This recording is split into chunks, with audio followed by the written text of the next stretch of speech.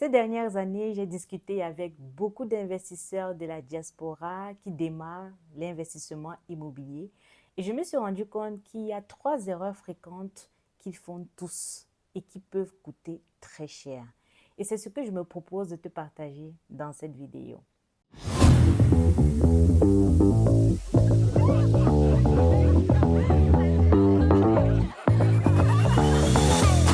Bonjour, je suis Eugénie et je suis ravie de t'accueillir sur ma chaîne. Ici, je te parle d'investissement immobilier. Je partage avec toi mes expériences et je souhaite bâtir une communauté où des personnes apprennent à remplacer progressivement leur salaire par leur revenu locatif. Si toi aussi tu souhaites éviter les pièges qui plombent les investissements de plein de personnes de la diaspora, tu es au bon endroit. La première erreur que j'ai remarquée au sein de la diaspora, lorsque les personnes démarrent leur investissement, c'est qu'ils démarrent sans avoir de réel objectif. Pourquoi est-ce que tu veux investir? Quel est ton projet? Comment est-ce que tu te projettes? Quelle est ta stratégie? Il y a beaucoup de personnes qui démarrent parce qu'ils ont vu une personne faire ou alors parce qu'ils ont remarqué qu'il y a un business immobilier qui a un effet de mode, comme par exemple le Airbnb, mais ils ne vont pas creuser la question et ils vont se lancer. Et c'est une erreur grave. Et je t'invite à ne surtout pas faire ça. Lorsque tu veux démarrer des investissements, fais un projet concret. Aie ta vision. Aie une feuille de route. Concentre-toi et va chercher l'information pour faire en sorte que toutes les chances soient de ton côté pour réussir. La deuxième erreur que je vois beaucoup de personnes qui sont dans la diaspora faire, c'est d'investir d'abord au pays. Ce qui est en effet quelque chose de normal. En fait, tu as ton épargne, tu viens de commencer à travailler et tu te demandes tout de suite qu'est-ce que je peux faire au pays. Moi-même, j'ai eu à faire cette erreur, mais je ne veux pas que tu la fasses. Ce que moi, je te recommande, c'est si tu as de l'épargne, avant de penser à investir, par exemple, dans une construction au pays, un immeuble, c'est ce que je vois les gens pratiquer, je te recommande d'investir d'abord là où tu es. Pourquoi?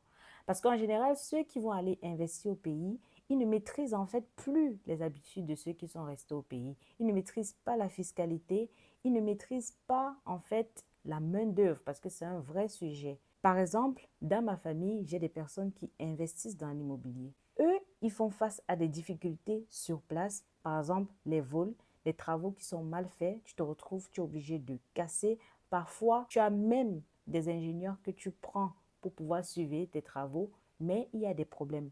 Combien de fois, toi qui es ici, loin de tout ça, qui ne peux pas contrôler ton chantier chaque jour?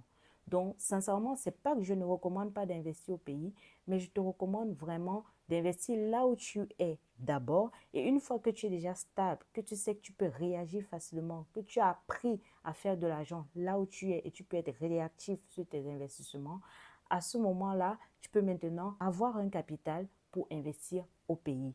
Mais je ne te conseille pas vraiment d'investir au pays tout de suite. La troisième erreur que je vois certaines personnes faire, c'est d'attendre le moment parfait. Le moment parfait n'existe pas quand tu veux investir et ça, c'est valable pour tous les business.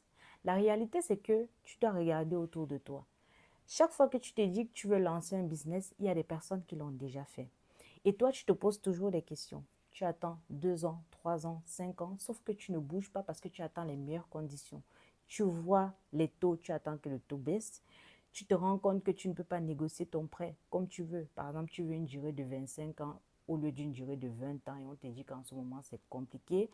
Tu veux mettre de l'apport et tu te dis non, c'est pas encore suffisant. J'attends vraiment d'avoir une bonne épargne, beaucoup d'apport pour pouvoir me lancer. Mais en fait, ça freine le moment où tu commences. Et quel que soit ce que tu fais, tu auras toujours des embûches sur le chemin.